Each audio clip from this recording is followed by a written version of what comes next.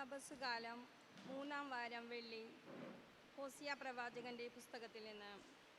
കർത്താവ് ഇപ്രകാരം അരുളി ചെയ്യുന്നു: ഇസ്രായേൽ, നിന്റെ ദൈവമായ കർത്താവിങ്കലേക്ക് തിരിച്ചു വരിക.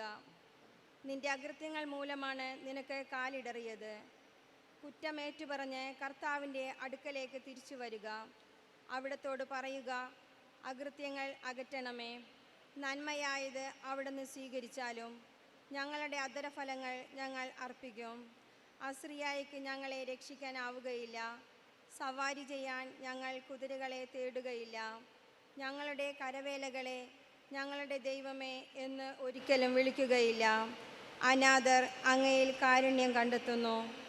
ഞാൻ അവരുടെ അവിശ്വസ്തതയുടെ മുറിവുണക്കും. ഞാൻ അവരുടെ മേൽ സ്നേഹം ചൊരിയും. കാരണം അവരോടുള്ള എൻ്റെ കോപം അകന്നിരിക്കുന്നു. ഇസ്രയേലിനു ഞാൻ തുഷാരബിന്ദു പോലെയായിരിക്കും.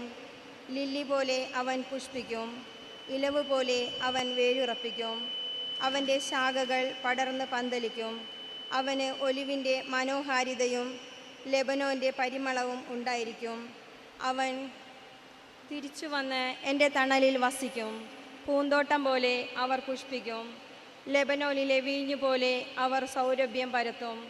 എഫ്രായിം, വിഗ്രഹങ്ങളുമായി നിനക്കെന്തു ബന്ധം? നിനക്ക് ഉത്തരമരുളുന്നതും നിന്നെ സംരക്ഷിക്കുന്നതും ഞാനാണ്. നിത്യഹരിതമായ സരളമരം പോലെയാണ് ഞാൻ. നിനക്ക് ഫലം തരുന്നത് ഞാനാണ്.